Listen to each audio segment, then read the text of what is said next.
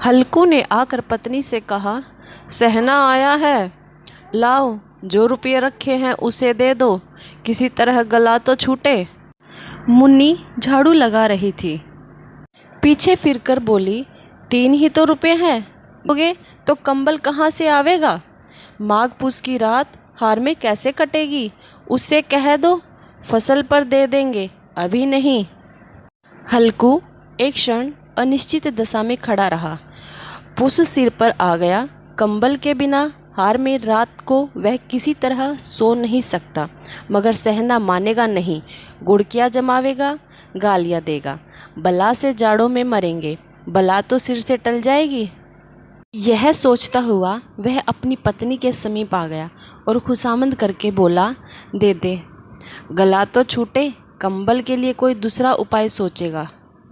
मुन्नी उसके पास से दूर हट गई और आंखें तरेरती हुई बोली, कर चुके दूसरा उपाय? जरा सुनूं तो, कौन सा उपाय करोगे? कोई खैरात दे देगा कंबल?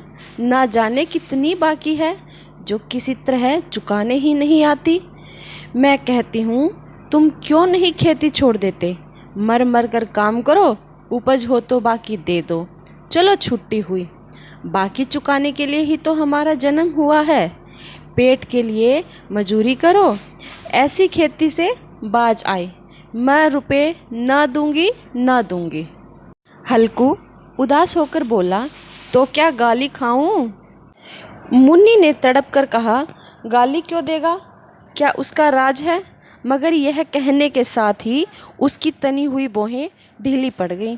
हल्कू के उस वाक्य में जो कठोर सत्य था, वह मानो एक भीषण जंतु की भांति उसे घूर रहा था। उसने जाकर आले पर से रुपए निकाले और लाकर हल्कू के हाथ पर रख दिए। फिर बोली, तुम छोड़ दो अब किसे खेती। मजूरी में सुख से एक रोटी तो खाने को मिलेगी, किसी की धौंस तो न रहेगी। अच्छी खेती है, मजूरी करके लाओ, वह भी उसी में झोंक दो, ऊपर से धौंस। हल्कू ने रुपए लिए और इस तरह बाहर चला मानो अपना हृदय निकाल कर देने जा रहा हो। उसने मजूरी से एक एक पैसा काट कर 3 रुपये कंबल के लिए जमा किए थे। वह आज निकले जा रहे थे। एक एक पग के साथ उसका मस्तक अपनी दीनता के भार से दबा जा रहा था। पुस की अंधेरी रात, आकाश पर तारे भी ठिठुरते हुए मालूम होते थे।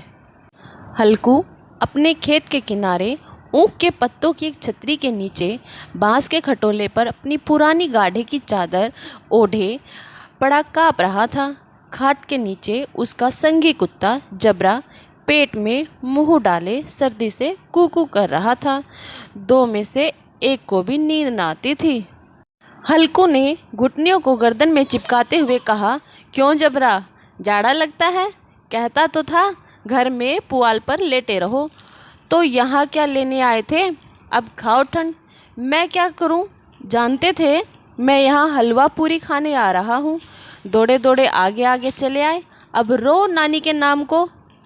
जबरा ने पड़े पड़े दुम हिलाई और अपनी कूकू को दीर्घ बनाता हुआ एक बार जम्हाई लेकर चुप हो गया। उसकी स्वान बुद्धि ने शायद ताड़ लिया, स्वामी को मेरी कूकू से नींद नहीं आ रही है। हल्कू ने हाथ निकालकर जबरा की ठंडी पीठ सहलाते हुए कहा, कल से मत आना मेरे साथ, नहीं तो ठंडे हो जाओगे। यह पछुआ न जाने कहाँ से बर्फ़ लिए आ रही है। उठूं फिर एक चिलम भरूं, किसी तरह रात तो कटे। 8 चिलम तो पी चुका। यह खेती का मज़ा है। और एक एक भगवान ऐसे पड़े हैं जिनके पास जाड़ा जाए तो गर्मी से घबरा कर भागे। मोटे मोटे गद्दे, लिहाफ, कंबल। मजाल है जाड़े का गुजर हो जाए। तकदीर की खूबी, मजूरी हम करें और मज़ा दूसरे लूटे। जबरा ने अपने पंजे उसकी घुटनियों पर रख दिए और उसके मुंह के पास अपना मुंह ले गया। हल्कू को उसकी सांस गर्म लगी। चिलम पीकर हल्कू फिर लेटा और निश्चय करके लेटा कि चाहे कुछ हो जाए, अब की बार सो जाऊंगा। पर एक ही क्षण में उसके हृदय में कंपन होने लगा।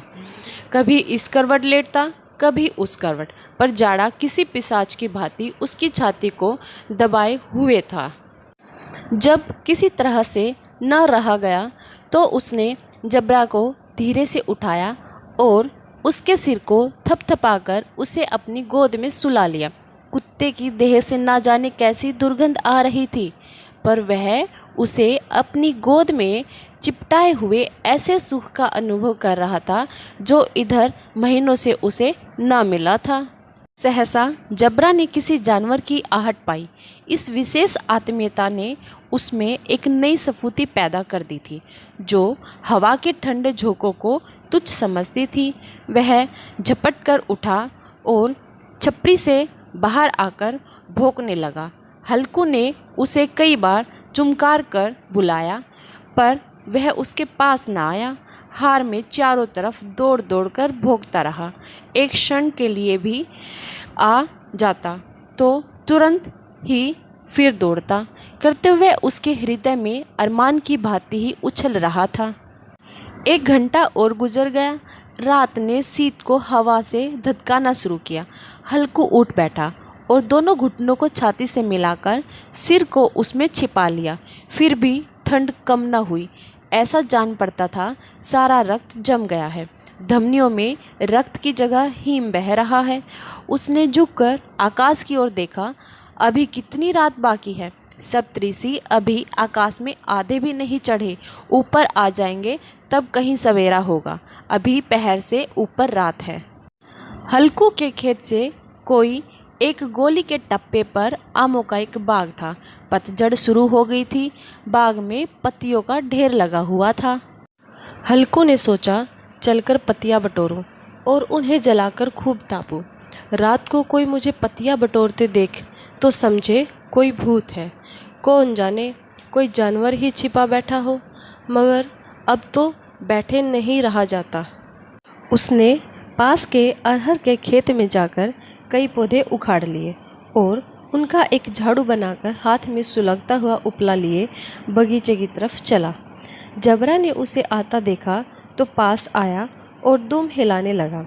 हल्कू ने कहा, अब तो नहीं रहा जाता जबरू, चलो बगीचे में पत्तियां बटोर कर तापे। टाठे हो जाएंगे तो फिर आकर सोएंगे, अभी तो बहुत रात है। हल्कू ने आग ज़मीन पर रख दी और पत्तियां बटोरने लगा। जरा देर में पत्तियों का ढेर लग गया। हाथ ठिठुरते जाते थे, नंगे पांव गले जाते थे और वह पत्तियों का पहाड़ खड़ा कर रहा था। इसी अलाव में वह ठंड को जलाकर भस्म कर देगा। थोड़ी देर में अलाव जल उठा। उसकी लो ऊपर वाले वृक्ष की पत्तियों को छू छू कर भागने लगी। उस अस्थिर प्रकाश में बगीचे के विशाल वृक्ष ऐसे मालूम होते थे मानो उस अथाह अंधकार को अपने सिरों पर संभाले हुए हो। अंधकार के उस अनंत सागर में यह प्रकाश एक नौका के समान हिलता मचलता हुआ जान पड़ता था। हल्कू अलाव के सामने बैठा आग ताप रहा था। एक क्षण में उसने दोहर उतार कर बगल में दबा ली। दोनों पांव फैला दिए मानो ठंड को ललकार रहा हो। तेरे जी में जो आए सो कर। ठंड की असीम शक्ति पर विजय पाकर वह विजय गर्व को हृदय में छिपा न सकता था। उसने जबरा से कहा, क्यों जब्बर, अब ठंड नहीं लग रही है? जब्बर ने कू कू करके मानो कहा, अब क्या ठंड लगती ही रहेगी? पत्तियां जल चुकी थी। बगीचे में फिर अंधेरा छा गया था। राख के नीचे कुछ कुछ आग बाकी थी जो हवा का झोंका आ जाने पर फिर जाग उठती थी, पर एक क्षण में फिर आंखें बंद कर लेती थी। हल्कू ने फिर चादर ओढ़ ली और गर्म राख के पास बैठा हुआ एक गीत गुनगुनाने लगा। उसके बदन में गर्मी आ गई थी, पर जो जो शीत बढ़ती जाती थी उसे आलस्य दबा लेता था। जबरा जोर से भौंककर खेत की ओर भागा। हल्कू को ऐसा मालूम हुआ कि जानवरों का एक झुंड खेत में आया है। शायद नील गायों का झुंड था। उनके कूदने दौड़ने की आवाज़ें साफ कान में आ रही थी। फिर ऐसा मालूम हुआ कि खेत में चर रही है। उनके चबाने की आवाज़ चरचर सुनाई देने लगी। उसने दिल में कहा, नहीं, जबरा के होते कोई जानवर खेत में नहीं आ सकता। नोच ही डाले, मुझे भ्रम हो रहा है। कहाँ, अब तो कुछ नहीं सुनाई देता। मुझे भी कैसा धोखा हुआ। उसने जोर से आवाज़ लगाई, लिहो लिहो लिहो। जबरा फिर भौंक उठा। जानवर खेत चर रहे थे। फसल तैयार है। कैसी अच्छी खेती थी, पर ये दुष्ट जानवर उसका सर्वनाश किए डालते हैं। हल्कू पक्का इरादा करके उठा और 2-3 कदम चला, पर एकाएक हवा का ऐसा ठंडा चुभने वाला बिच्छू के डंक का सा झोंका लगा कि वह फिर बुझते हुए अलाव के पास आ बैठा और राख को कुरेद कर अपनी ठंडी देह को गरमाने लगा। जबरा अपना गला फाड़ डालता था। नीलगाय खेत का सफाया कर डालती थी और हल्कू गरम राख के पास शांत बैठा हुआ था। आक्रमणता ने रस्सियों की भांति उसे चारों तरफ से जकड़ रखा था। उसी राख के पास गरम जमीन पर वह चादर ओढ़कर सो गया। सवेरे जब उसकी नींद खुली, तब चारों तरफ धूप फैल गई थी और मुन्नी कह रही थी, क्या आज सोते ही रहोगे तुम यहाँ?